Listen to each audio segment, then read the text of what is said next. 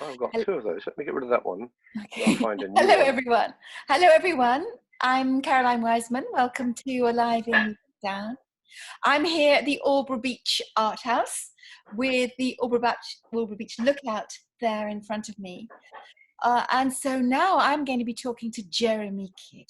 Jeremy was one of the artists who, a year ago, David Baldry and I invited to be part of Alive in the Universe at the Venice Biennale.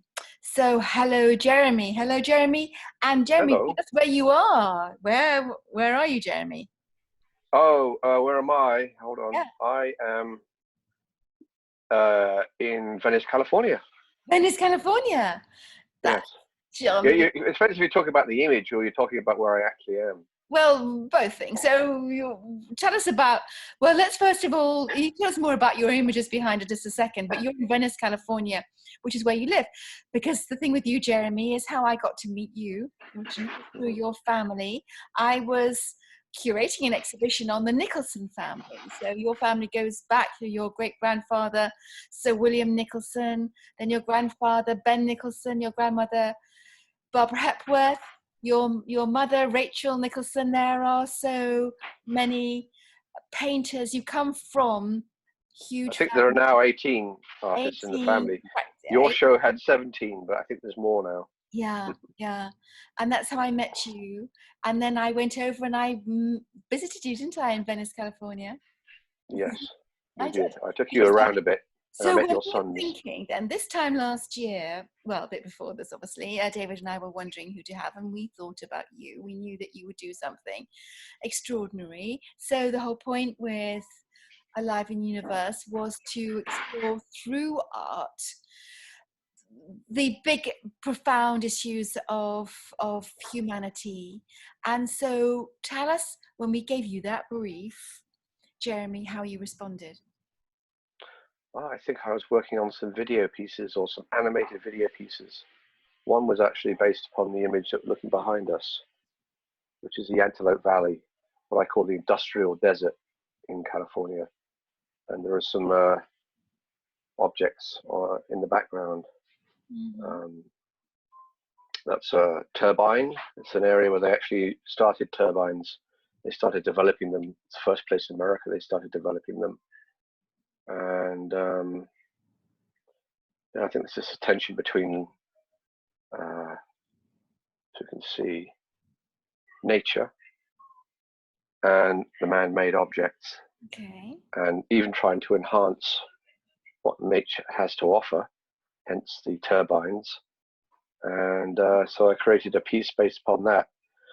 I did an animation, which I can't show you, of and the clouds were moving and the lightning was in movement, and it's very dystopic but sublime piece that I did. But I would Can say be found on my dystopic website.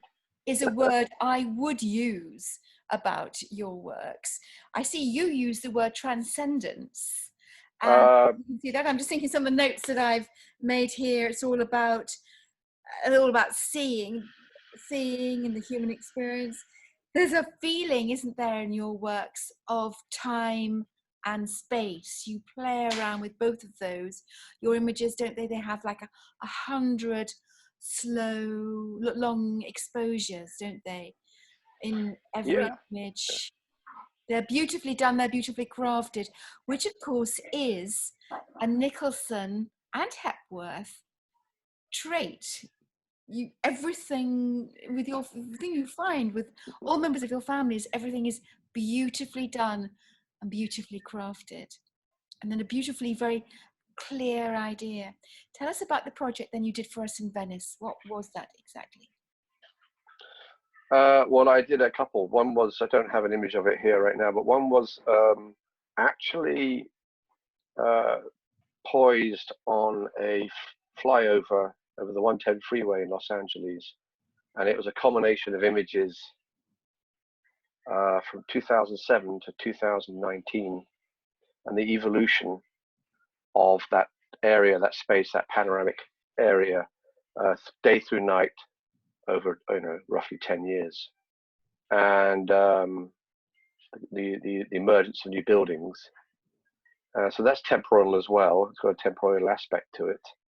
I created the music as well as the animation, as well as the photography.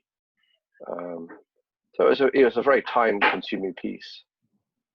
I do combine many shots together to make one piece anyway. I mean, this piece is, though we don't see all of it, it's daytime, the left-hand side, sunset, and middle of the night as well. We only see a portion of this. And this is the Teton Mountains in Wyoming. This was a commission from a gallery I work with out here. But going back to the other animations that we showed at Venice, yeah, animations were a new area for me in a combined sound design and music. And I was able to explore this sort of dystopic, temporal, and transcendental or sublime aspect of, in that case, a cityscape. But the American sublime. The American sublime. Yeah, American sublime. Yeah. Because people came out here and conducted their manifest destiny, crossing the land from east to west, from what was a known environment to an unknown environment. People were basically astounded by the expanding landscape and the way that you're so dominated by the landscape in this country, as opposed to the British landscape, which has been completely domesticated and lost for a large degree. A lot of America is about what happens between the cities.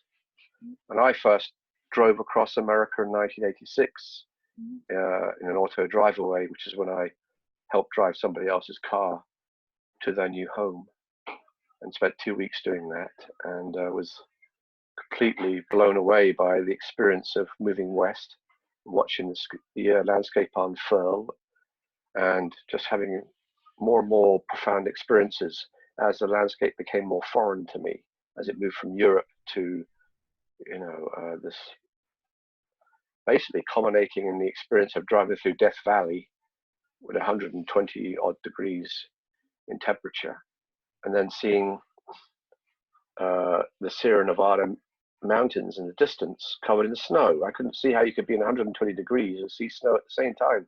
It didn't make sense to me.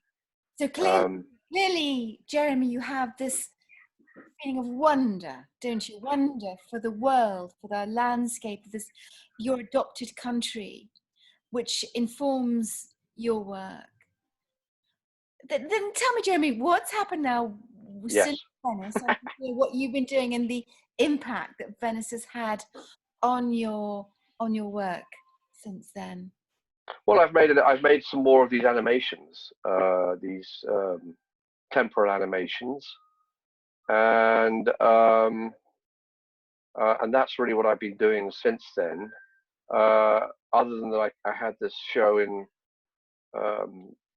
Jackson Hole in Wyoming, where I showed all these pieces from the Teton mountain range, and was awarded Photographer of the Year, which was very nice, but slightly odd because I don't regard myself as a traditional photographer at all.